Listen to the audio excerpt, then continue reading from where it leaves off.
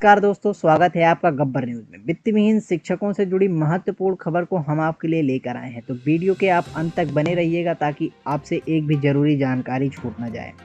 यह आर्टिकल हमारे रमज़ान अली, जो वित्तविहीन शिक्षक हैं और जिला अध्यक्ष हैं बस्ती से वित्तविहीन शिक्षक महासभा के। उत्तर प्रदेश में कोविड-19 ने सबसे ज़्यादा प्रभावित हुआ है शिक्षा व्यवस्था। लगभग 6 माह तक विद्यालय को नहीं दिख रहे हैं खुलने के आसार। वित्तविहीन शिक्षक ठेले पर सब्जी बेचने के लिए हो रहे हैं मजबूर। छात्रों की पढ़ाई भी 1 वर्ष हो गई है पीछे। प्रबंधक भी धीरे धीरे हो रहे आर्थिक तंगी के शिकार। किसी तरह 1-2 महीने तक शिक्षकों एवं कर्मचारियों को दिया वेतन, लेकिन अब वे भी हाथ खड़े कर दिए हैं। सरकार से सैकड़ों बार शिक्षक संगठनों ने लगाई गुहार कि जब तक लॉकडाउन है वित्तविहीन शिक्षक कर्मचारियों को राहत दे, पैकेज दे, और वेतन के लिए सरकार अब मौन है। अब देखना है कि आगे क्या होता है। शिक्षक के दिन बहुरेंगे या कि नहीं, या विद्यालय खुलेंगे या नहीं, लेकिन कब तक खुलेंगे विद्यालय, ये सवाल, इस तरह के सवाल सामने आ रहे हैं। फिर हाल में भी कुछ कहना उचित नहीं होगा कि पटरी पर गाड़ी कब से चलेगी, क्योंकि सरकार की भी आर्थिक स्थिति संकट में दिखाई दे रही है। ऑनलाइन का पढ़ाई का मतलब कोई नहीं है, क्योंकि ज़्यादा समस्या 1 से 5 तक के बच्चों की है। अगर अगस्त सितंबर तक स्थिति सामान्य नहीं होती है तो ठीक है, वह भी सरकार को चाहिए कि सत्र जुलाई से पहले जैसे कुछ हद तक सही हो सकता है। 1 से 12 तक की निःशुल्क पढ़ाई की व्यवस्था सरकार करे और शिक्षकों को कम से कम 15,000 प्रति माह का मानदेय दिया जाए।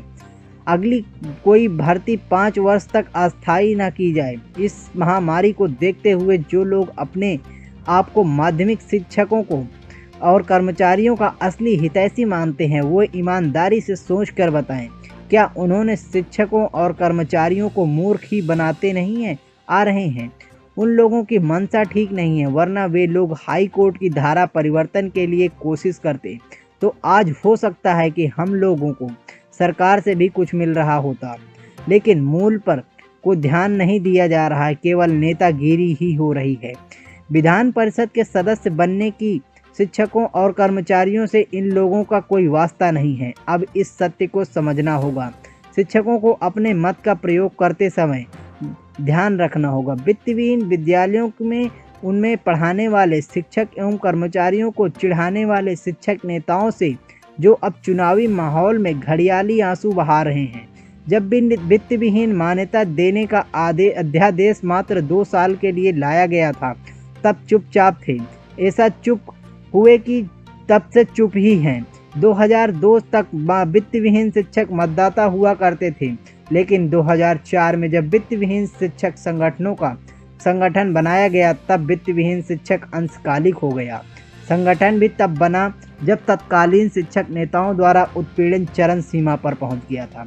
जैसे केंद्र व्यवस्थापक नहीं बनने दिया गया, प्राइवेट अग्रसरण समाप्त कर दिया गया, एडेड नॉन एडेड शिक्षकों में अंतर पैदा कराया गया, सुयोग्य शिक्षकों से मूल्यांकन कराने की कोशिश की गई, प्रबंधक और शिक्षकों में मतभेद पैदा कराने में शासन पर दबाव बनाकर 15,000 रुपये सरकार से न दिलाकर प्रबंधकों के द्वारा दिलाने का सत्य प्रयास किया गया, और पिछले साल मूल्यांकन के समय 15,000 रुपये सरकार के दिए जाने जा रही है, ऐसा प्रचार करा गया और बहुत सी बातें की गई। दोस्तों, ऐसे शिक्षक नेताओं को अपने आप से सजग रहना होगा, जो वित्तविहीन शिक्षक साथियों के गले लगाने के लिए बेचैन हो रहे हैं। कल तक हमें मतदाता बनने के लिए रोका करते थे, जो हमारी लड़ाई कभी लड़े ही नहीं, वे आज हमारी याद आ रही है उन्हें 6 साल बाद। अगर आप लोग एकजुट होकर अभी नहीं हो, तो 6 साल बाद सरकार द्वारा 6 माह तक हड़ताल पर लगाई गई रोक, दमनकारी नीति और वित्तविहीन शिक्षक की आर्थिक स्थिति को देखते हुए राहत पैकेज न दिए जाने की हठवादिता सरकार की और माननीय वित्तविहीन शिक्षक मूल्यांकन कार्य में इस महामारी में कर रहे हैं, और अपनी जान जोखिम में डालकर इन्हें भी कोरोना योद्धा कहा जाए। शिक्षक छात्रों के हितों को देखते हुए मूल्यांकन कार्य करने का निर्णय लिया है, और मूल्यांकन कार्य तेजी से हो रहे हैं।